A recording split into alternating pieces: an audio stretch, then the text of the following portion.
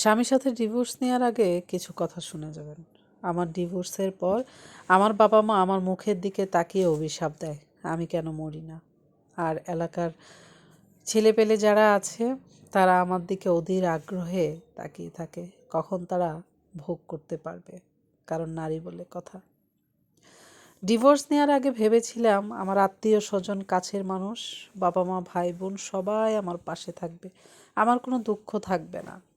স্বামীর অত্যাচার আর জুয়ার নেশা সব কিছু মিলিয়ে সহ্য করতে না পেরে ডিভোর্স দিয়ে দিলাম। ডিভোর্স নিয়ে বাবার বাড়িতে আসার পরে বুঝতে পারলাম আসলে ডিভোর্সি নারীর পৃথিবীতে কেউ আপন হয় না। যারা জন্ম দিয়েছে, পৃথিবীর আলো দেখিয়েছে, যারা আমাকে কথা বলা শিখিয়েছে, যারা আমাকে সবচেয়ে বেশি ভালোবাসতো, তারা আমার কাছে এখন সবচেয়ে অপ্রিয়।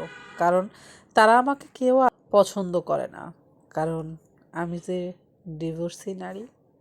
তাই প্রত্যেকটা নারীকে বলবো, যখন ডিভোর্স দিবেন তার আগে নিজে স্বাবলম্বী হবেন। যদি দেখেন সেই ঘরে কোনোভাবেই আর থাকতে পারতেছেন না, থাকা যায় না, হয়তো বা সেই ঘরে থাকতে গেলে নিজের জীবনটাই নিজেকে দিতে হবে, তখন অবশ্যই নিজের পায়ে দাঁড়াবেন। কারণ ডিভোর্সের পর যেন কারোর কাছে যেতে না হয়, কারোর কাছে হাত পাততে না হয়। পৃথিবীতে সবচেয়ে বড় আপন কি জানেন? টাকা।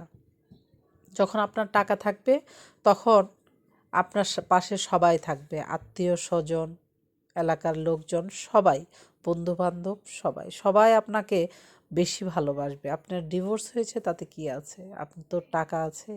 সেহেতু মাথায় রাখবেন, পৃথিবীতে টাকা সবচেয়ে বড় আপন। তাই নিজে উপার্জন করবেন, নিজের পায়ে দৌড়াবেন, যত পারেন পরিশ্রম করবেন, কারণ পরিশ্রম আপনাকে টাকা দিবে। মানুষ আপনাকে অবহেলা করবে, পরিশ্রম আপনাকে সে অবহেলার মূল্য বাড়িয়ে দিবে। তাই পরিশ্রম হচ্ছে সৌভাগ্যের চাবিকাঠি, এটা আমরা সবাই জানি, বিশেষ করে মেয়েদের ক্ষেত্রে। তাই আপুদেরকে বলবো, জীবনে কখনো নিজের হাতে জীবন নেবেন না। জীবনে যত যাই হোক, যত ঝড় আসুক না কেন, জীবনটা আপনার। কারোর জন্য নিজের জীবন কখনো নষ্ট করবেন না, এটার আপনার অধিকার নেই। কারণ আল্লাহ তাআলা এত সুন্দর একটা জীবন দিয়েছেন আমাদের, সেহেতু একটা মানুষের সাথে ডিভোর্স হওয়ার কারণে 5টা মানুষ অবহেলার কারণে আমি কেন আমার জীবন দিব? আমি যতদিন বেঁচে থাকবো আমি লড়াই করে বাঁচবো, আমি নিজের পায়ে দাঁড়াবো। আমি যেমন ভালো থাকবো, আমার পাশে যারা বিপদে আপদে থাকবে আমি তাদের পাশে দাঁড়াবো। এটাই হবে জীবনের লক্ষ্য।